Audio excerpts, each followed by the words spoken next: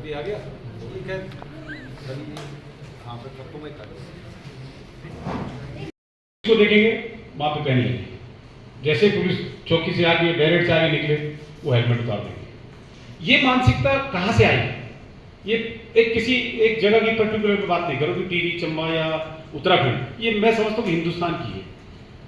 और मैं विदेशों में जाके देखा कि जो हमारी जो कार्य पद्धति, जो हमारा वर्क जो नेचर है हमारा, जो किस टाइप का है, हम लोग सुधारने की कोशिश करते हैं, लेकिन किसको सुधारने की कोशिश कर रहे हैं? 40 साल 25 साल से ऊपर वालों को, जिन्होंने कभी नहीं सुधरना है।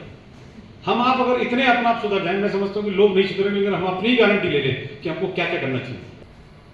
तो आज जो कार्यक्रम हुआ, आपने बुलाया व्यापार सभा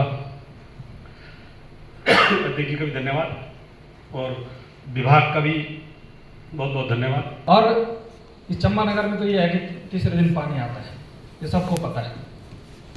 तो हम पानी भी शुद्ध पिए, और सब लोग कह रहे हैं कि पानी इसमें मतलब ताज़ा होना चाहिए। ताज़ा तो नहीं होगा, एक दिन मतलब बाद का ही होगा चंबा में, क्योंकि यहाँ तीसरे दिन पानी आता है। तो हम बहुत विकसित हैं, अंधविश्वास के बंधन में जकड़े हैं, स्वार्थ समृद्धि सुख की खातर सदा भाग्य के साथ ही खड़े हैं। तो भाग्यवादी न बने, पुरुषार्थी बने। तब तक मैं निवेदन करूंगा, श्री प्रमोद सिंह रावत जी का डीओ है, वो आए मंच पर और अपनी बात रखेंगे। प्रमोद रावत सर, धन्यवाद अध्यक्ष जी, और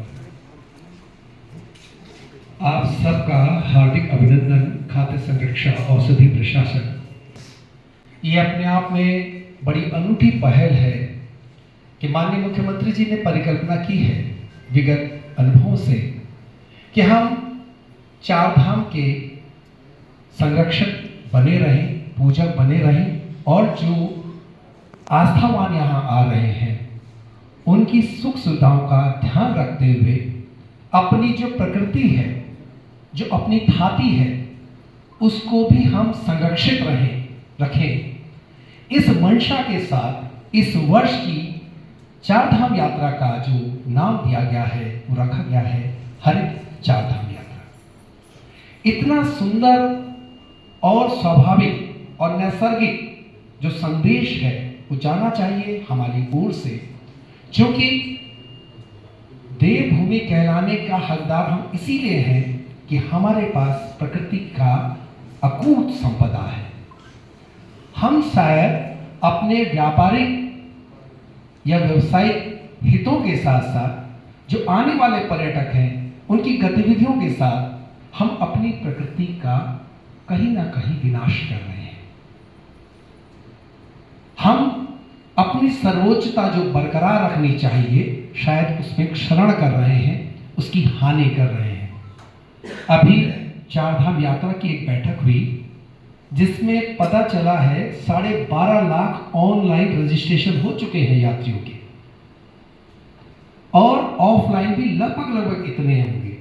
आप सोचिए कि मानवीय हुजूम भीड़ जब इतने लाखों में आएगी तो उनके साथ कितना अपशिष्ट बहेगा, कितना अपशिष्ट वो निकाल के जाएंगे। तो क्या हमारी जिम्मेदारी नहीं बनती कि हम अपनी उस धरा को, जो 6 महीने तो यात्रा में और 6 महीने शुद्ध अवस्था में। ये जो आज का जो वर्कशॉप है, ये single use plastic, used cooking oil और तीसरा है फूड वेस्टेज। ये 3 चीज़ को लेकर के, और इसके अलावा रावत जी ने जैसे बताया ईट राइट इंडिया। आप अगर देखें कि ये जो हमने ये जो कार्यक्रम का जो नाम रखा है, ये संवाद है, एक तरह का ये वन वे कम्युनिकेशन नहीं है। हम आपसे इंटरेक्ट करने के लिए यहाँ पे आए हैं, हम आपके साथ में वार्तालाप करना चाहते हैं, एक संवाद हो जहाँ पे आपका पार्टिसिपेशन उतना ही ज़रूरी है, क्योंकि फूड सेफ्टी, जिसके बारे में रावत जी ने बताया, खाद्य सुरक्षा को बनाए रखना केवल डिपार्टमेंट की जिम्मेदारी नहीं है। Food safety is a shared responsibility, इसमें हर आदमी का योगदान चाहिए। कंज्यूमर का जागरूक होना बहुत ज़रूरी है। जब तक कंज्यूमर कोई चीज़ मांगता रहेगा, मार्केट में डिमांड रहेगी, सप्लाई होती रहेगी। आज क्यों जो है सीडी मार्केट से गायब हो गई है, आज क्यों कैसेटें नहीं मार्केट में आ रही हैं, क्यों? क्योंकि हमने यूज़ करना बंद कर दिया। तो ऐसी हर चीज़ के साथ में डिमांड बनी रहेगी, चीज़ें आती रहेंगी, व्यापार होता रहेगा। तो हमको सबसे पहले क्या करना है कि डिमांड को कम करना है। और दूसरा जो खाद्य सुरक्षा है वो सामूहिक जिम्मेदारी का विषय है। उसमें जो है उपभोक्ताओं से लेकर के किसानों से लेकर के जितने लाइन मिनिस्ट्रीज हैं, हर डिपार्टमेंट का इम्पोर्टेंट रोल है। क्या करना है, मतलब जैसे क्लियरिटी लगानी है, एक नो स्मोकिंग जोन का बोर्ड होता है जो आपके मिठाई की दुकान हो गई, रेस्टोरेंट हो गया, होटल हो गया, तो उसके लिए नो स्मोकिंग जोन का बोर्ड लगाना है। और वो बोर्ड आपका ऐसा भी ना हो कि एक आपने पर्ची लगा दी हो, किसी को दिखाई मत दे। हमारा वो है उसका एक साइज है, उसका 6x30 का साइज है, और उस पर वो भी लिखा है कि 200 रुपये का जुर्माना है जो उल्लंघन करेगा। तो उसको भी एट अ प्रोमिनेंट प्लेस लगा के रखें, जो भी पब्लिक प्लेस है, जैसे आपका रेस्टोरेंट हो गया या मेन गैलरीज है उस पर, ठीक है। और जो परचून का सामग्री आप बेचता है, वो अगर तंबाकू भी रखता है तो उसको वो लगाने के 18 वर्ष से कम आयु के बच्चों को तंबाकू उत्पादों की बिक्री दंडनीय अपराध है, पकड़े जाने पे 200 रुपये का जुर्माना। तो वो वैधानिक चेतावनी वो भी जरूरी है। और जो है बाकी तो हमारा नैतिक वो है कि उसे बेचे ना, बच्चों को नहीं बेचे, ये चीज़ें हो गई।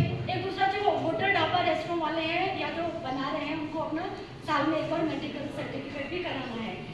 ये है कि जैसे कोई बीमार नहीं है तो इसलिए इसको इंश्योर करना है कि कोई बीमार वो काम पे हमने नहीं लगाना है।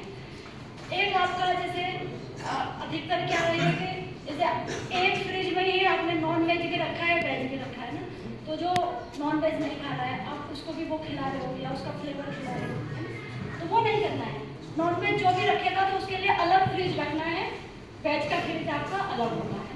और कोई इतना छोटा व्यापारी है कि जो 2 फ्रिज नहीं रख सकता है, तो उसके लिए जो है जो नॉन वेज है उसको अच्छे से उसमें रैपर में ऐसा वो वाटरप्रूफ पैकेज में रैप करेगा और सबसे नीचे रखेगा जिसके उसका लीकेज दूसरे पे ना हो, वो कॉन्टामिनेट जो है वेज को ना कर पाए।